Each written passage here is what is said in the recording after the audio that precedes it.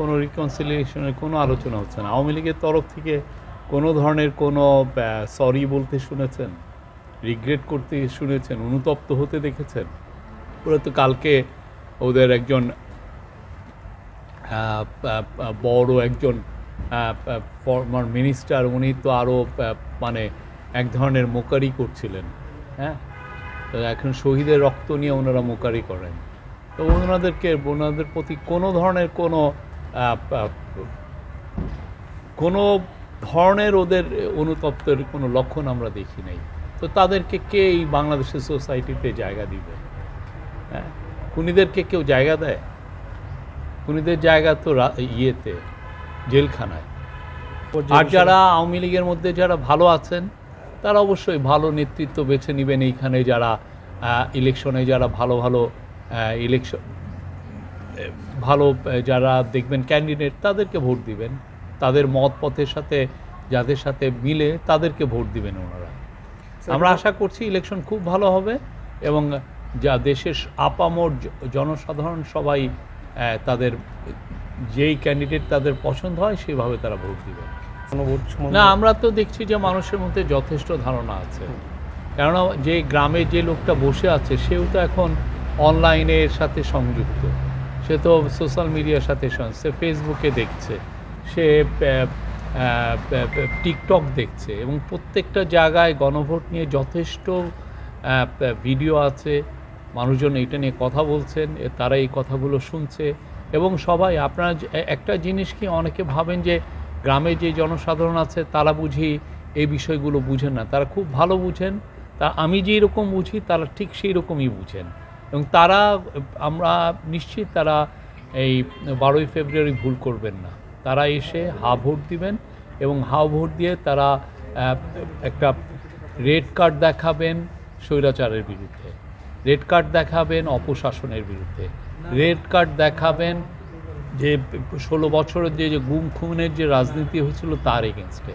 তারা হা ভোটটা দিচ্ছেন হচ্ছে যে সুশাসনের জন্য, হা ভোটটা দিবেন হচ্ছে দেশ যাতে এগিয়ে চলে, দেশের জন্য সত্যিকারের ডেমোক্রেসি যেন শিকড় গাড়তে পারে। আগে যে ডেমোক্রেসিটা ছিল সেটা ওয়ার্ক করেনি। না, আমরা তো দেখছি বড় দলগুলো তো বলছে, বড় দলের হয়তোবা কেউ কোনো নেতা হয়তোবা বলছেন না, অন্যান্য নেতারা তো অনেকেই বলছেন, অনেকে অনলাইনেও বলছে। আমরা ইভেন একজন বিএনপি নেতাকে দেখলাম, এহসানুল হক মিলনকে দেখলাম, উনি হা ভোটছে একটা ভিডিও পোস্ট করেছেন। আমরা এনসিপি লিডারদেরকে দেখছি, আমার জামাতের লিডারকে দেখছি, সবাই হার ভোটের ব্যাপারে আমরা একটা যথেষ্ট বড় ধরনের একটা কনসেনসাস দেখছি। সবাই হা ভোটের হয়ে কথা বলছেন। হা ভোটটা আমাদের সবার জন্য দরকার।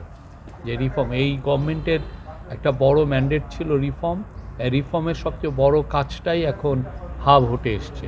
আপনারা হা ভোট দিবেন, দিয়ে দেশকে একটা স্মুথ একটা ডেমোক্রেটিক ট্রানজিশনে নিয়ে আসবেন, যাতে দেশের মানুষের অধিকারটা সমুন্নত থাকে, তাদের অধিকার জন্য আর কোনো গভর্নমেন্ট এসে খর্ব না করতে পারে। এখানে কোনো বিতর্ক নাই। সরকার এখানে যথেষ্ট এখানে লিগ্যাল ওপিনিয়ন নিয়েছে এবং এখানে এই সরকারটা হচ্ছে রিফর্মের সরকার। আপনি যদি পুরো দেয়ালগুলো, আমি জানি না ব্রাহ্মণবাড়িয়ার দেয়ালগুলোতেও দেখবেন সবাই সংস্কারের কথা বলেছে, আর সংস্কারের মূল জিনিসটাই এখন এসছে গণভোটে। এই গভর্নমেন্ট তো গণভোটের জন্য চাবেই, কেননা সে চায় দেশে একটা সংস্কার হোক।